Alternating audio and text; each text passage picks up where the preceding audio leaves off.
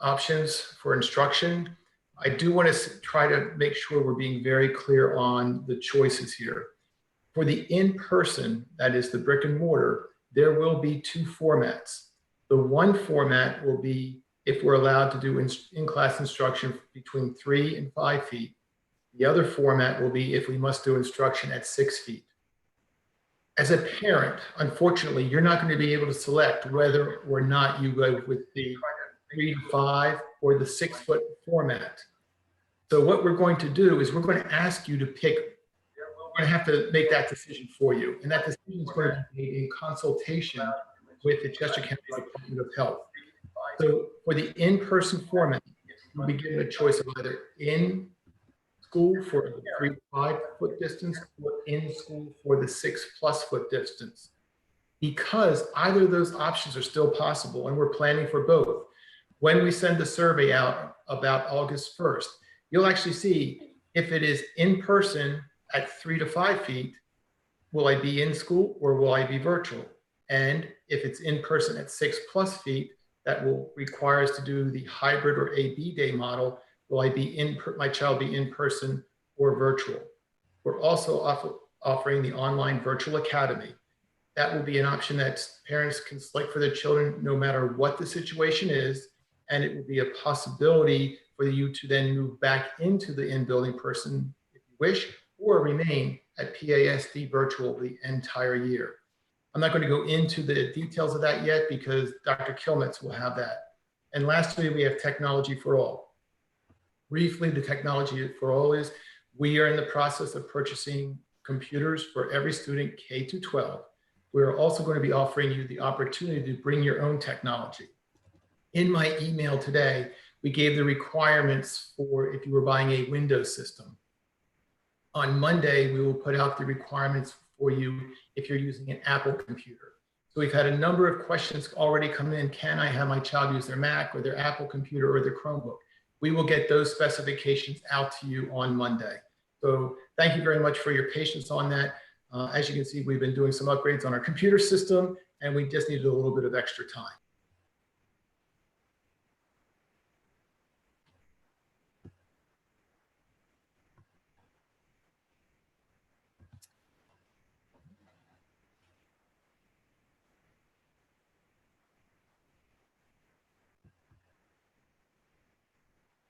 You're muted, Dr. Fegley. My shortcut to the space bar was also moving the system, so I had to change that. So again, for in-person and brick and mortar, there will be two formats. The one format will be if we're at the 3 to 5 foot distancing. The second format will be if we're at the 6 foot distancing. Dr. Kilmetz will explain some great differences that are taking place with our Early Learning Center in a moment, but that choice as to whether we're 3 to 5 or 6 will be one that will be made in consultation with the Chester County Department of Health, given the guidance that we have received. And then the other option will be the PASD Virtual Academy.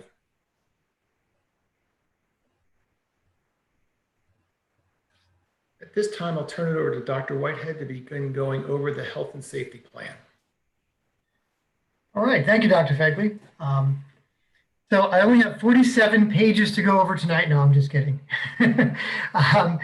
I joke, but it is a very long and lengthy plan, and that's why I'm going to try to highlight. What I'm going to attempt to do is to try to highlight areas that were changed and or elaborated on for that. Before I do that, I think it's really critically important that I thank the members of the pandemic team and the administrative liaisons who are serving on the pandemic team, the parents, the teachers, and some of the healthcare folks.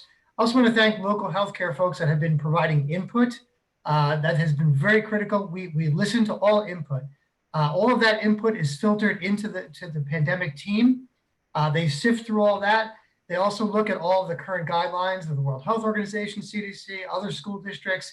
It is a big, big task, and I just have to really say a real heartfelt thank you to the members of the pandemic team for their work. Just a reminder for everybody, these are the sections, what you have before you on this slide are the components of the safety plan. Cleaning, sanitizing, and disinfecting and ventilation. I'll get into that a little bit more, We didn't see a lot of dramatic changes in that area, which is good. What we've seen is the work being done specifically for that area. Social distancing and other safety protocols, there have been some changes and updates with that. We'll talk a little bit more about that. The big discussion, obviously, are masks. We'll talk about that. And also the social distancing, obviously, is connected to which choice that we look at, not choice, which option that we administer as a district with regards to the social distancing requirements. Monitoring student and staff and health has been updated, so I'll get into that a little bit. And that's critical. That's a critical piece. And I see a lot of questions in the chat box about that. I'll try to get some details on that. Dr. Kilmet, as Dr. Fegley said, will kind of delve into the virtual learning plan programs a little bit more and the in-person options. Training, that'll be Dr. Kilmet will be speaking a little bit more about that. But that's a critical, we're discovering as we go along, that piece is really becoming a lot more critical than we initially had thought. Not that we didn't think it was important, but what is important is things like the development of PSAs announcements, maybe having students develop videos with proper hand washing. And it's more than just proper hand washing. For our staff, it's important that they social distance themselves in faculty rooms as they eat. And I'll talk a little bit more about that in the cafeteria. So just a reminder that these are the major areas that we continue to work under within the health and safety plan. Next slide. Dr. Whitehead, if I could just interrupt for a second. We're hearing that if folks have not refreshed their YouTube feed, they need to do so. Hit the refresh button. Thank you, Dr. Fegley. Okay. So again, just a reminder with cleaning, sanitizing, and disinfecting and ventilation, there haven't been many changes in this area in terms of the health and safety plan. Again, if you go on the district website, you will see the detailed plans of all of this. We're going to continue to sanitize all of the common touch areas in the building. We're going to continue to install sanitizing stations, hand sanitizing stations throughout the building. That process has begun. We will not be using what they call the bubble heads. The bubble heads are the tops of the water fountains, common, regular student water fountain. Those will be discontinued and disconnected and covered. That work has already been done. Instead, we will allow the bottle filling stations, and we're installing some additional one of those in the area. Many of our buildings have those already, but we're looking at installing additional ones. That work has begun. One area that has been upgraded a lot and has been discussed a lot, and we've received a lot of feedback, ventilation is critical. And it's a big area that we have looked at. We have installed hospital grade ventilation filters. And the other piece that's important with ventilation is we've also are doing a building mapping to ensure that every area that is being occupied by persons, whether it's staff and or students, that there's proper outside airflow, filtered airflow coming into that area. And if it's not, it will not be used. It will be cordoned off and shut down. And so that work is being undertaken as we speak. And ventilation also occurs on the bus. We'll talk a little bit more about that in the transportation plan. The cracking of windows at a certain number of inches as well. If you can just jump back to that slide real quick. I'm almost done. Thank you. And so the bus ventilation caps on the tops of the bus will also be opened as well. Those are the aspects of that. Not a lot of changes in this area. It's just that the work is being implemented and done, and orders and things are being. Next slide. Okay, social distancing. Again, as Dr. Fegley mentioned, it really is contingent on the 3 feet, 6 feet decision, and there are specific areas in terms of those social distancing protocols that will be impacted depending on that square footage. And what we're beginning to do is to map out those impact areas depending on what square footage is required. And we'll talk a little bit more about that because it really impacts the educational programming. The next one is really important. Really, we're trying to strike a balance. No one wants to sit for 9 hours in front of a screen, right? Nobody does. And so, but we're also trying to minimize cross movement. So that the real work here in this area is making sure that traffic flow in a building is going one way. So the principals and the head custodians and other personnel are working to do a building mapping and actually physically put arrows on the floors so that certain hallways are in one direction and one direction only. We want to avoid this cross traffic so that there's limited face-to-face or eliminating all face-to-face contact. And when possible, do not move students, move teachers if that's applicable. So if, for example, at the middle school, some of our middle schools have teams. So maybe the science teacher is directly across the hall from the social studies teacher, and we would be able to just quickly move. That's a quick movement when there's not a lot of traffic in the hallways. So that's a big one. Cafeteria, we're really avoiding face-to-face seating in the cafeterias, making sure there's one-sided seating so that students, again, are not sitting across from each other. Where applicable and where we can, we're looking into the installation of some additional barriers using plexiglass barriers that will increase the seating capacity of a table. So all of the cafeterias are being mapped out. Depending again on the square footage requirements, we may need to move into some other communal spaces in the school, such as the gymnasium. And those classrooms are all being preset. And we will have pictures available on the website of preset classroom, preset cafeterias, so that folks can really see, hey, what does that high school room look like? What does that third grade classroom look like? You'll be able to see that on these areas as we begin to actually set the buildings. And again, hygiene practices, we're going to be developing videos for that. And more importantly, we're going to be embedding that into our lessons. And it's really important as we, especially with younger students, but with all students, the proper hand washing, proper social distancing, proper mask wearing is really, really critical. And I'll talk more about that in a second. Next slide. Okay. Obviously, we're all aware July 1st, the governor via the Pennsylvania Department of Health has issued orders regarding universal face coverings. Subsequently, on July 10th, the Pennsylvania Department of Education published some additional guidelines with this area. So this has been a change, obviously, in the health and safety plan. The Phoenix Valley School District will be abiding by universal face coverings. Again, we know that this is not ideal. We know that this presents some challenges, and we know, especially with a number of our students, younger students in particular, but it is critical that we implement this. So what are we doing about this?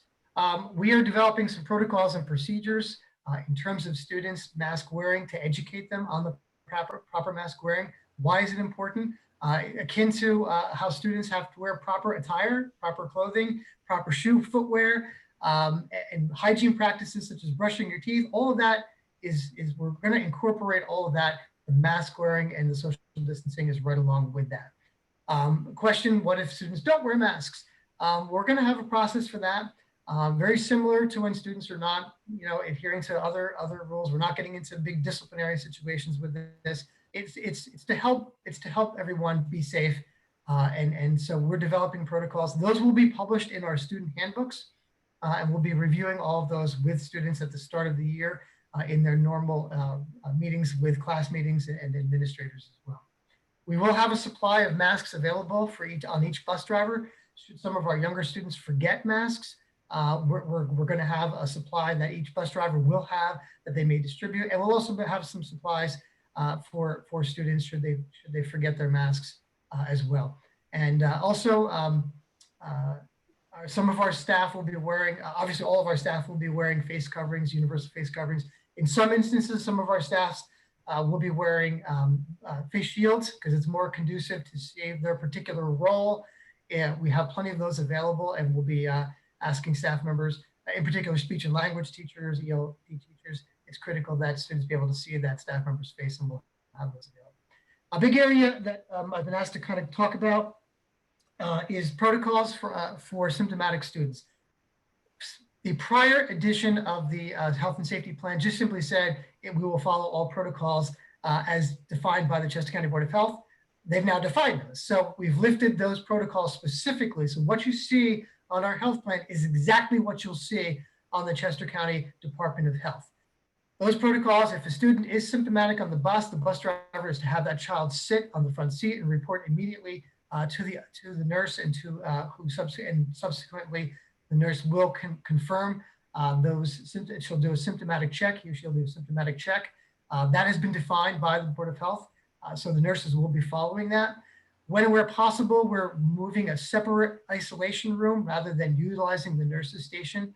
As long as some of our buildings can physically do that, but when possible, we're going to have a separate isolation room from that. Parents will obviously be immediately contacted. We'll be working with parents.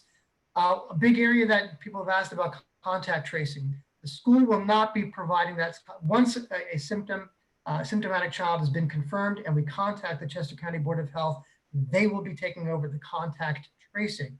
What we're doing as a school and as a school district is providing an environment and a structure so that that contact tracing can be done very quickly and very easily. That's why we're limiting movement. That's why we're making sure that that students are tracked where they're located and where they're going. And again, as I mentioned, all of our nurses will have appropriate PPE wear similar to what hospital folks have as well. And again, we'll be working in tandem with the guidance and direction of the Chester County Board of Health. And just a reminder, Dr. Whitehead, you mentioned the health and safety plan. I believe Dr. Fagley said something about it, but it is on our on the front page of our website. So if you go to the Reopening Schools page, the updated plan is there, and that goes into more detail than what we're able to do in this short hour. Yep, and I'll just address one question from this slide that pertains to this slide. There was a question I saw about closing a building. And again, that determination, obviously our district has, makes that determination, but we don't make it. We'll make it under the guidance and direction of the Chester County Board of Health, should we need to close a particular building. Cleaning, obviously, any tracing, any area that a child or a staff member would be symptomatic, that area would be detail cleaned, sanitized as well before folks, or the Board of Health says we can wait 24 hours, we will be cleaning it. And then that space can be reoccupied again by persons. Dr. Whitehead, you may have said it and I may have missed it because I'm trying to read questions at the same time. Mm-hmm. Will we be notifying parents if there is a child that's been possibly exposed? Yes. So we will be sending out notifications, letting families know that's taking place. Correct. But we do obviously have to adhere to HIPAA regulations as well. Okay. Again, this has been in the news obviously quite a bit. Unfortunately, currently as we all watch the news, we know that states are at different level points and healthcare systems. For example, obviously in Arkansas, in Arizona and Florida, a lot of hospitals are at capacity. And so our state, under the Pennsylvania Department of Health, has issued this quarantine requirements. So should families and or staff members visit these states, they will be required to self-quarantine for a minimum of 14 days. And again, we realize that this could present difficulties, but it is critical to keep everyone safe and healthy, that we adhere to this. This list has changed twice, so we will ensure that we publish as this list is updated. Again, I'm sure everyone's watching the news. They know that states are at different levels right now. I just heard news about Georgia today. Georgia's seeing a dramatic increase as well. And so we'll see as these different states are added or taken off. New Jersey was on this list. New Jersey has been removed on this list. So again, it will be important for folks to notify us. We'll work with you, but folks need to self-quarantine if they have visited this current list of states.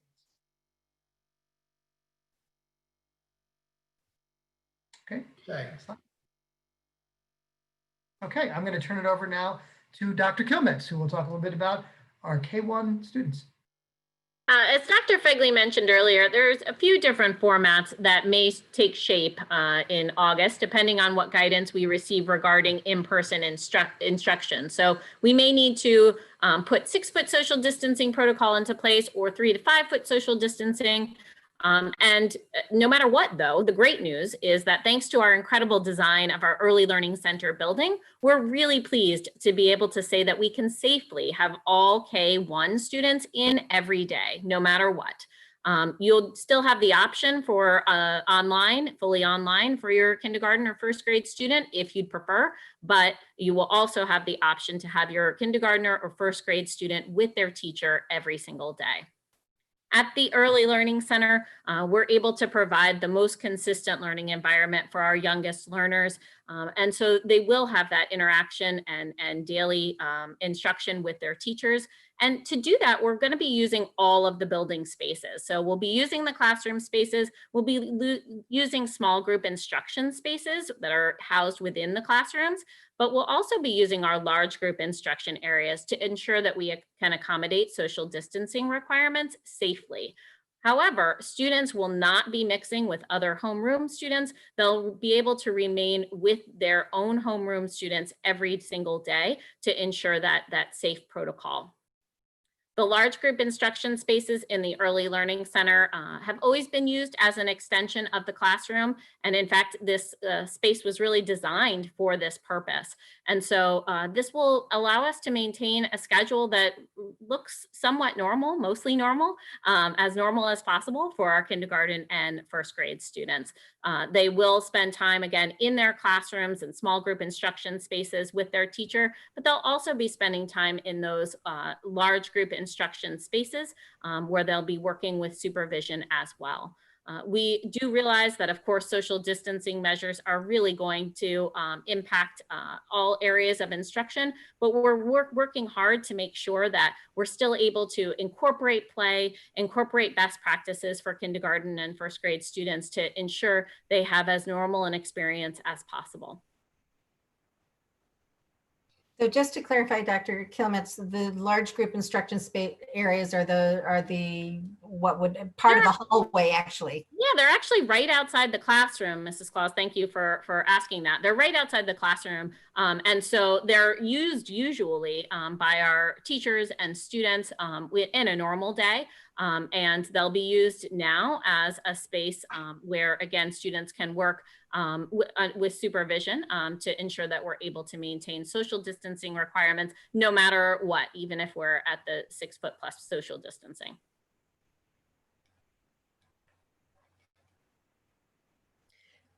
The PASD Virtual Academy, as we've talked about for a few weeks, is an option, of course, for all kindergarten through 12th grade students. And the great thing about our PASD Virtual Academy is that whether your child is at home learning in an alternating schedule situation, or whether they're fully virtual as part of the PASD Virtual Academy, for PASD, virtual learning is synchronous learning.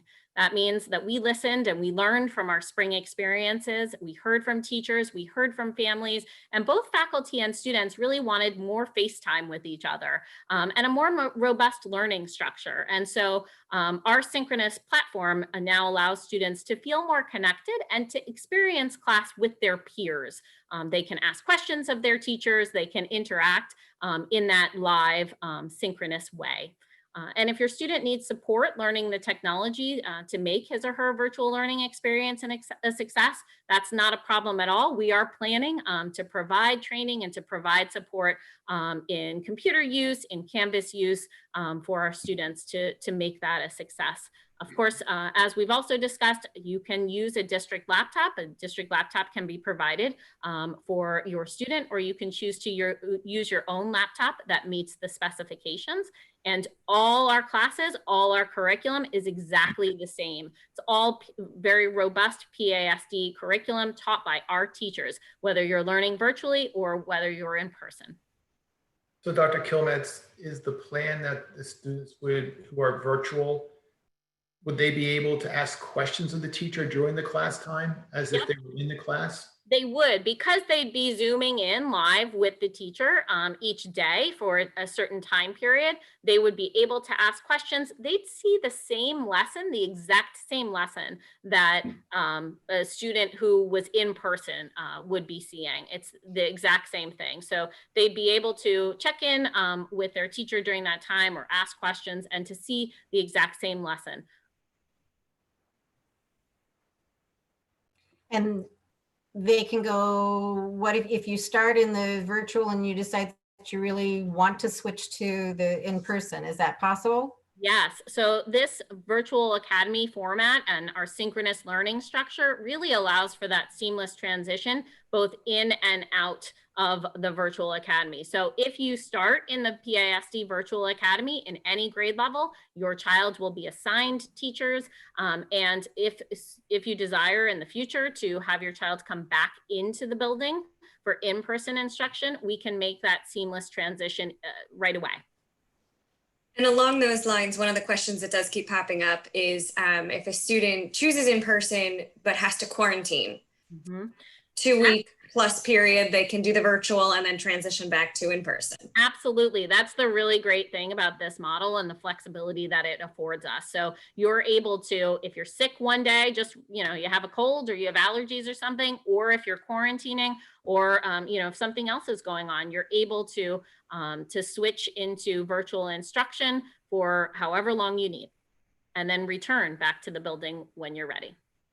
And that's going to be very, very important, folks. We are going to ask people to please, if your child is sick this year, please keep them home.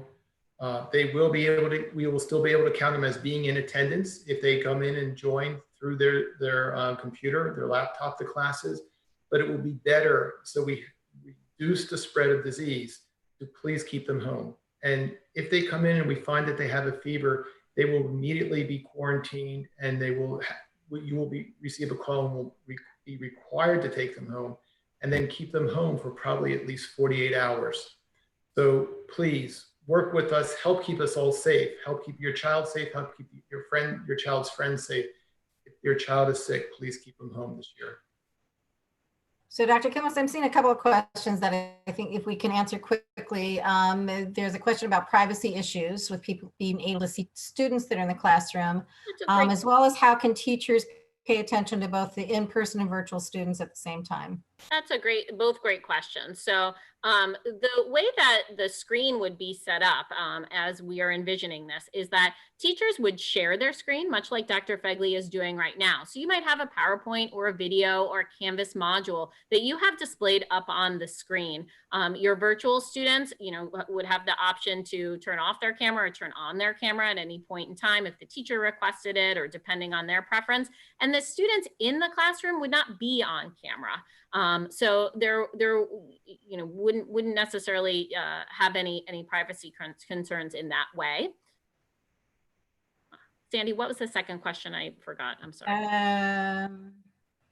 Teachers being able to shift between the students that are in class and the students that are online. So we've been practicing this a lot ourselves this summer.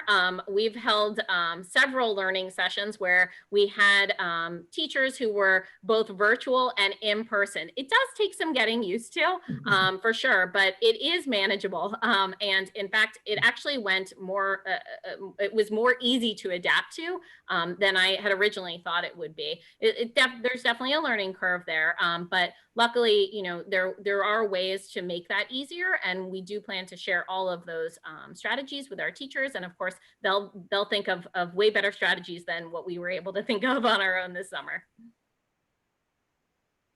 Okay.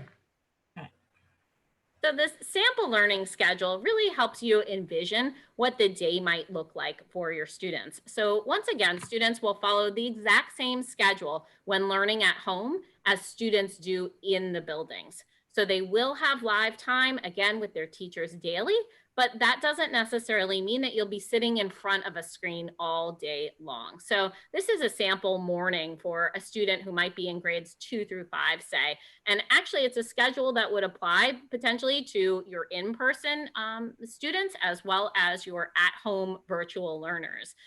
So a student might have a morning learning experience like what you're seeing here. They may start their day with a morning meeting that allows them time to share experiences with their peers and feel connected to the teacher and their peers. Then students might transition to, say, a content mini lesson with their teacher. And that might last, say, 10 to 15 minutes. And then the student might, if they're at home, they might start working independently on some work, perhaps in their Math and Focus workbook, or they might be reading independently. They might be writing an essay or working on Canvas or working on a hands-on STEM project or art project for a little while. Breaks are going to be built in to allow for snacks and for movement. You can see some of that in this sample schedule. And so it's really more flexible than, again, just sitting in front of a screen all day. But it still allows the option for students to pop in, to ask questions, and to have that interaction with their teacher when they do need support. At the secondary level, students are going to follow a period by period schedule. And there'll be some more information on that coming out in the principal parent chats in a couple weeks. Before we head to technology for all, if I could jump in with a couple special education pieces.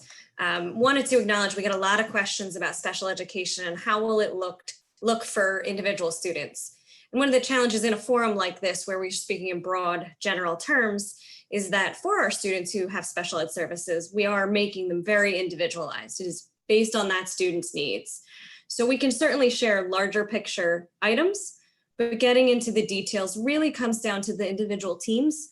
So first and foremost, if any parent has a student with special education services, I highly encourage them to reach out to the special education supervisors. So for the secondary level, we have Ms. Pettin, and for the primary level, we have Ms.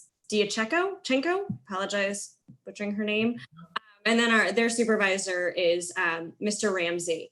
So really encourage you to talk to your child's team with any specific questions.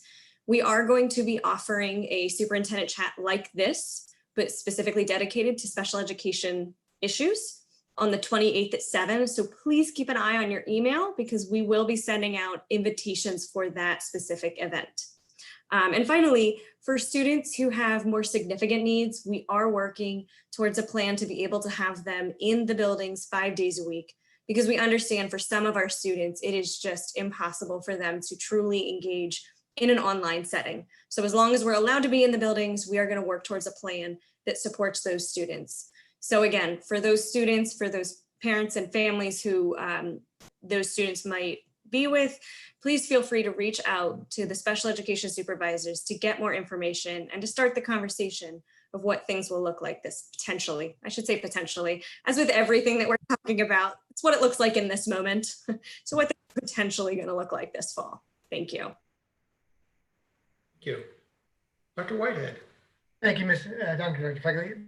I just want to piggyback on something that Mr. Manuel had said, because I neglected in my first part that regarding social emotional learning issues. So sort of piggybacking on what Mr. Manuel was talking about in terms of trauma-informed care. All of our staff have been trained on that. We're going to continue that. Our counselors and our behavioral support folks, mental health folks, will be working with our staff. We are going to be having an extended in-service schedule. That calendar will be coming out shortly.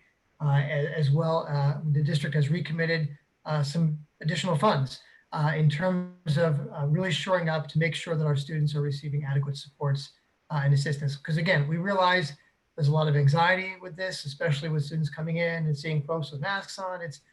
We recognize the trauma that folks are experiencing with this. And so we're very mindful of that as well. And we'll have staff members prepared to work with our staff, our students, and our family. Just wanted to mention that. Technology. So I think we've Dr. Kilmetz and Dr. Fegley have touched upon this quite a bit. We are publishing our specifications with regards to the district technology that is being used. One question I saw in the chat room was about Windows 10. That is the format, but Dr. Fegley mentioned Apple products will be publishing that specification as well. And so those specific specifications will be published.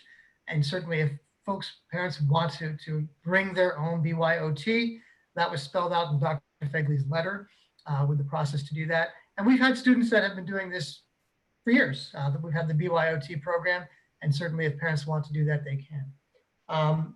So Dr. Whitehead, there are questions that just, if I can, while you're on that, about if they're doing that, then say if a kindergartner decides to do BYOT, do they bring their laptop or their device with them to school? I was just going to get to that. Oh, I'm sorry. Thank you. Sorry. That's great. Thank you. Keep me on task. That's awesome. So the answer, we do not expect our younger primary grade students to be bringing their equipment back and forth every day. And one of the questions that I also saw in the chat room too was charging. So we're working through, we realize that charging and storing is going to be a bit of a challenge with that much equipment, but our technology department and our facilities department are working through to make sure that we have charging locales, and we'll be teaching the students that procedure in terms of the storing of that. Secondary is a different situation. We do expect our secondary students to be carrying their technology back and forth. There's a much more extensive use at the secondary level with Canvas modules and videos and things like that. And so we do expect our secondary 6 through 12 students to be carrying that technology back and forth. Again, reminder, just for those who may not know, it is 2 different devices, obviously. The devices for the smaller children have smaller keyboards for their little fingers, whereas the secondary has additional power, gigabyte power, because some of the programs that we use at the secondary level require more powerful laptop. And so again, those specs will be published out. Mrs. Claus, I think, is working on that already. Thank you. Dr. Kilmetz. You muted, Dr. Kilmetz. Thank you. For professional development, we do recognize that this is a time of high stress, and we're doing our best to meet the needs of not only our staff, but our students as well with our professional development plan. We have added time into the calendar for our teachers to have more time collaborating, have more time developing content on Canvas and through virtual instruction, so that that can be front loaded a bit before the start of the school year, but also there's time throughout the year. We do also recognize that this situation requires us to have a large variety of technological tools. And so we have spent a lot of grant money and time researching what those tools should be and listening to our teachers' needs and listening to our students' needs. And so you will see some new tools that will teach students how to use and will teach teachers how to use if necessary, embedded into that instruction. We also recognize that this, again, is a time of stress, and we want to be able to respond to our students' social and emotional needs in appropriate ways and in ways that care for them.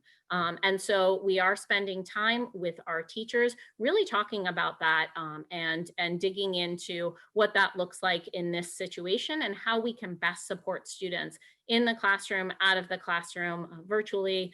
We want to make sure we're providing equitable learning experiences for all of our students. And so we're spending time talking about that with our faculty as well, and making plans and really digging deep into how to do that well. And then, of course, we want to keep everyone safe. We want to keep our faculty safe. We want to keep our students and families safe. And so we will be spending a lot of time actually on health and safety protocol training. And that's with staff and of course with students as well.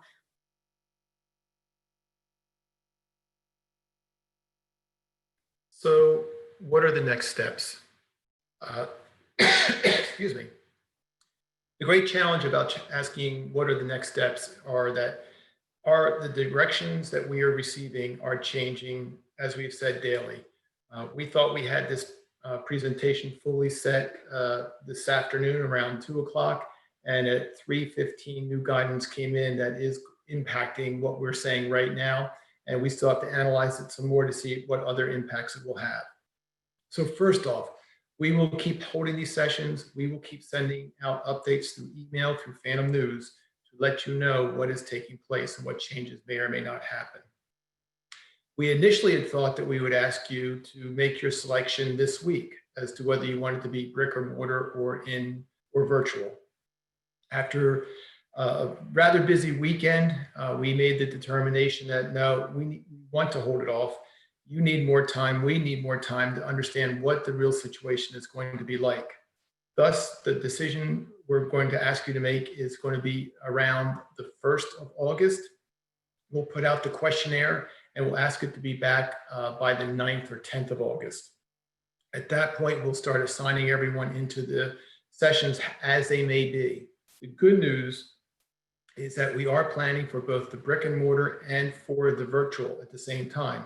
So you will be able to go one way or the other right away. It's not going to take us any other additional time to get set up and rolling.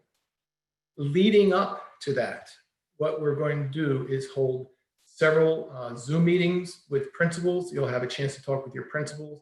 We are going to be putting up, as Dr. Whitehead said, pictures and videos of what classrooms are going to look like. We're going to show you some of the changes, for example, that we are making right now to the Early Learning Center. For those of you who know the Early Learning Center, you know that there's lockers all along the wall. This is a great situation, but it also gives a lot of temptation for people to open open and close and touch lockers that they don't need to be touching. But we also need that space in order to store the students' jackets, book bags safely. So all the doors are coming off the lockers in the Early Learning Center. And we are modifying those lockers so that there will be a clear top half and a clear bottom half, so we keep this clothing as separate as possible.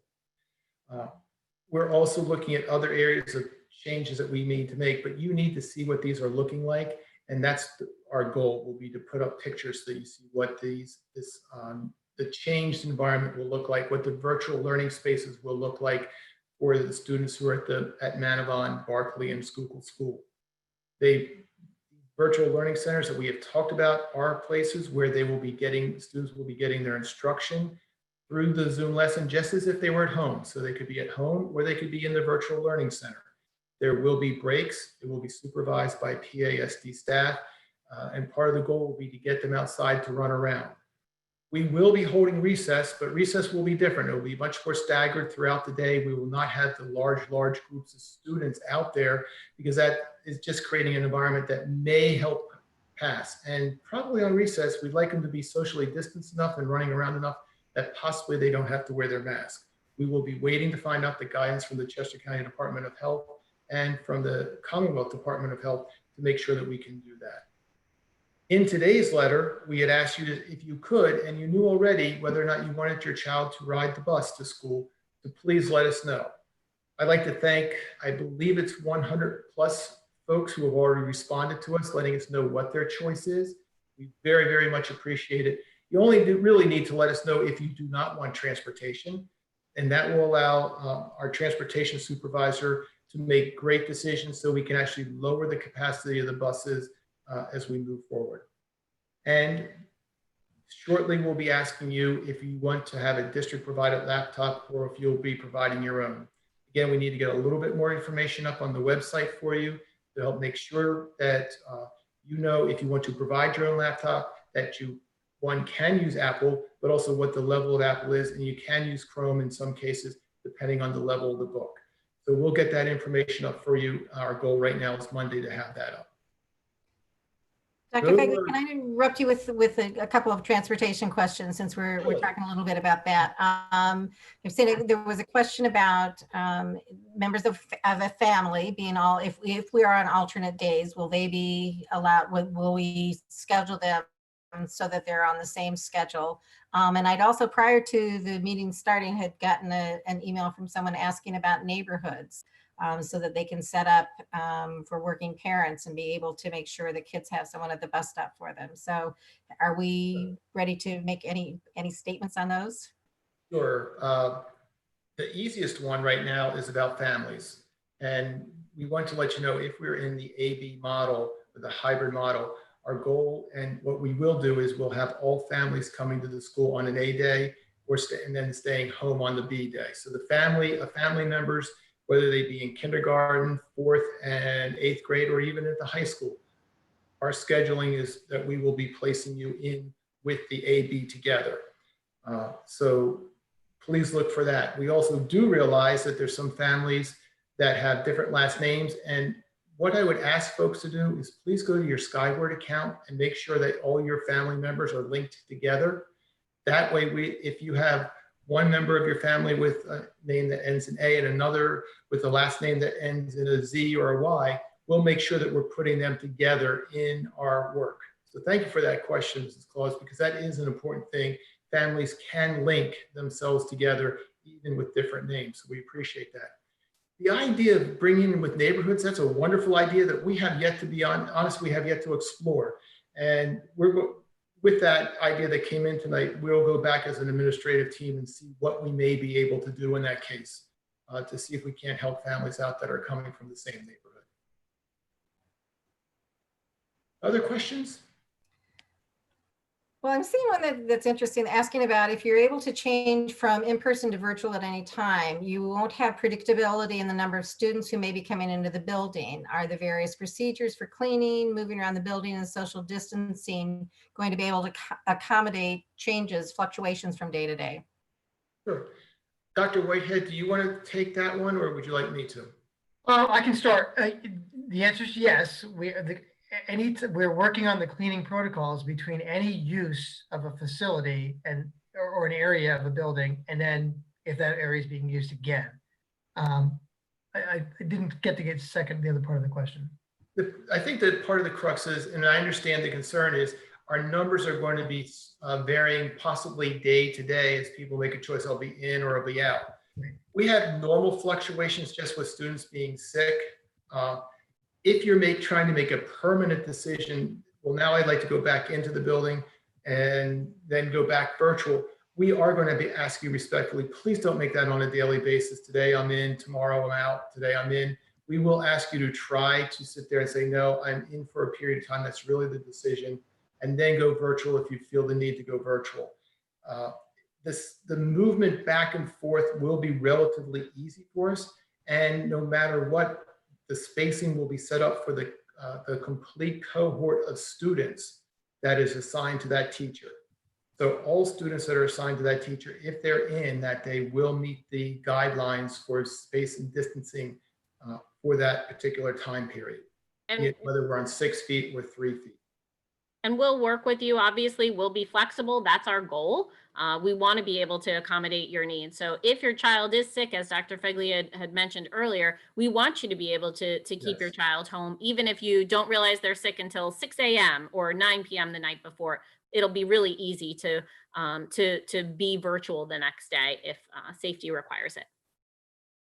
And that's important. That you won't even need to really tell us. We'll just see you coming in virtual. You'll send in your note saying, my child is out today. You'll just make that quick phone call and we'll know that your child is not coming into school today because they're feeling sick. But once we see them online, they will be actually counted as present for those classes. Mm-hmm. Mrs. Claus, there's two quick ones if I could, that I noticed that are repetitious, if I could address. One was, I saw a couple questions on TCHS.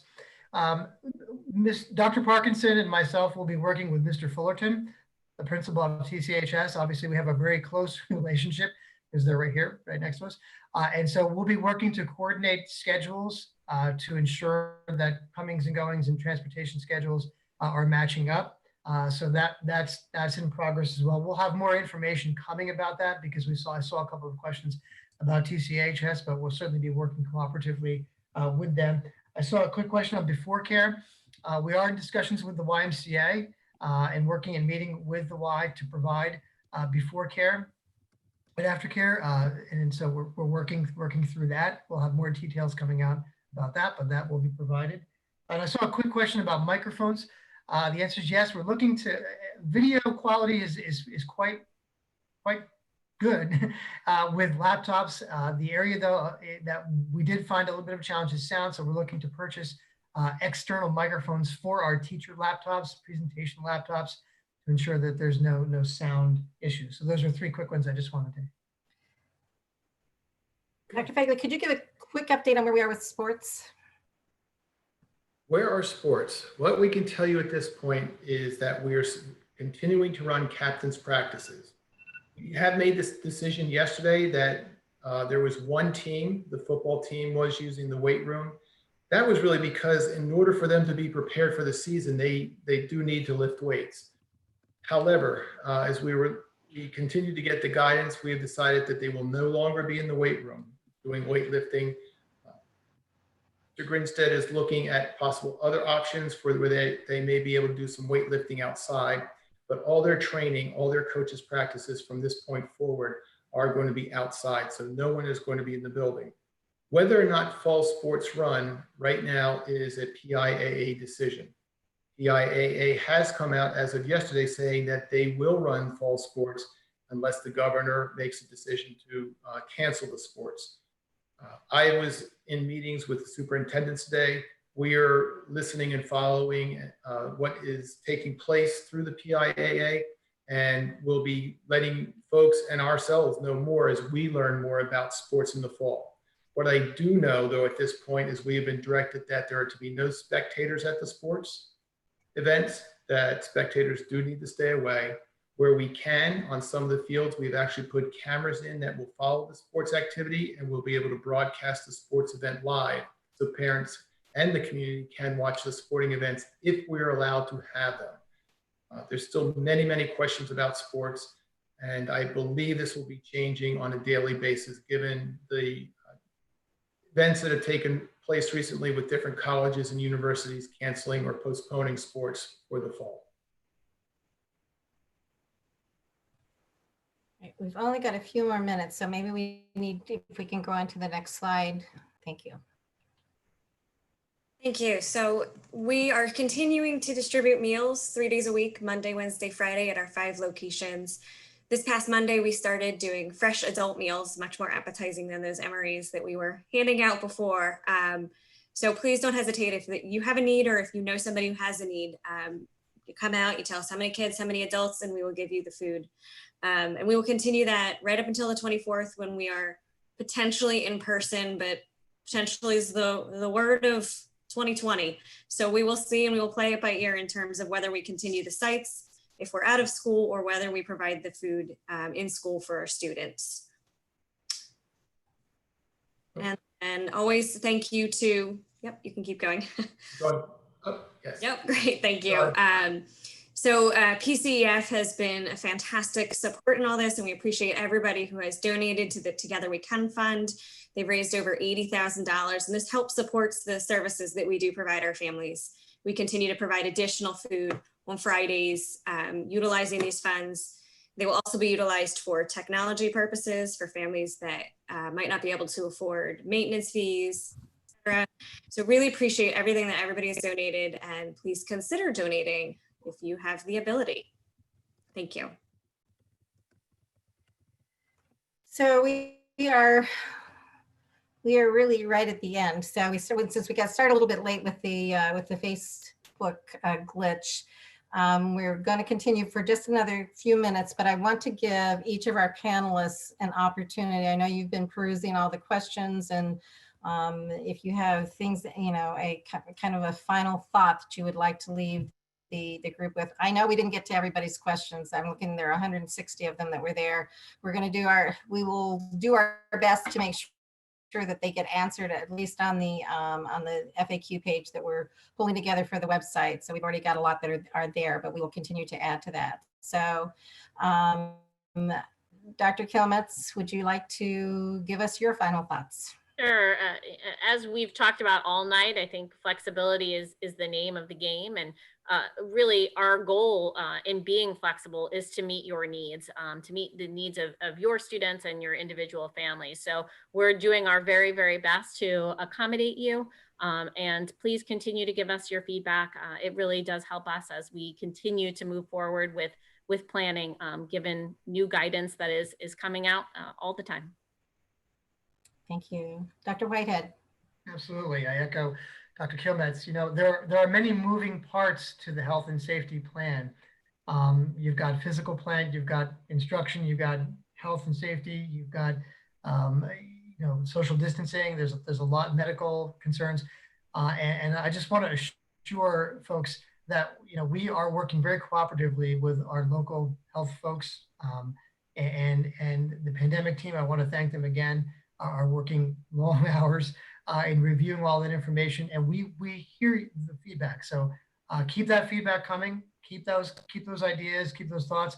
I told a parent just yesterday afternoon, there's no dumb suggestion. There's no dumb idea, please, because it may be the one little thing that we haven't thought about in a particular area. Again, because there's so many moving parts to this.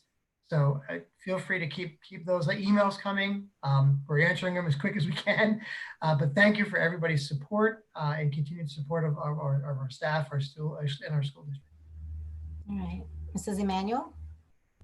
Thank you. So I'd like to start by thanking all of you who are attending, who are watching us on YouTube, who will watch this. Hopefully we successfully recorded it.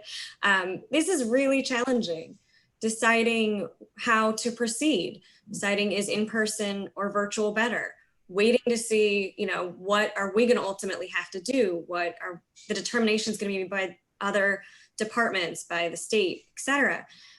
Out of the 9 board members, school board members, 8 of us have children in the schools currently. So we're actually making the exact same decisions you are. We're waffling, we're going back and forth. Some have said in person, some have said, nope, online. It's a very individualized and very, very challenging decision to make. So we do hear you, we see you, and we feel the pain that you're feeling right now. We of course wish that all of our kids could be safely in the buildings and with the teachers and the staff that love them and support them. It would absolutely be ideal. That would be a perfect world, and it's just unfortunately not the world we're in right now. So just want to thank you and appreciate everybody's patience and understanding that we are working very hard to do everything we can to make this as safe as possible for everyone. Thank you. Thank you. And Dr. Fegley. So as the rest of you were talking, I was trying to go through the questions real quick and see which ones we could try to answer. There still seem to be a number of questions about face masks and shields. Yes, a face mask or shield is going to be required of students throughout the day. We do have some shields available, and we have face masks available for students. We will try to have mask breaks, but those breaks will be determined by the guidance we receive from the departments of health. But yes, that's part of what we're trying to look at. Folks are concerned about whether their child will be able to stay hydrated with water. That is the reason we're putting in water stations to fill bottles. We will be asking all children to bring in a water bottle every single day. They'll need their own. They'll be able to fill it from a water bottle station that has no contact, so that we're able to keep everyone safe. Extracurricular activities is another area that has been asked. We are still working on our extracurricular activities. We believe some of them will be able to run. We know that others will not be able to run. But we still have to work on those answers, and we still have to find out the guidance. For example, programs that are outside of the school may not be able to run based on the guidance that we are given on who can come into the school and our visitors policies.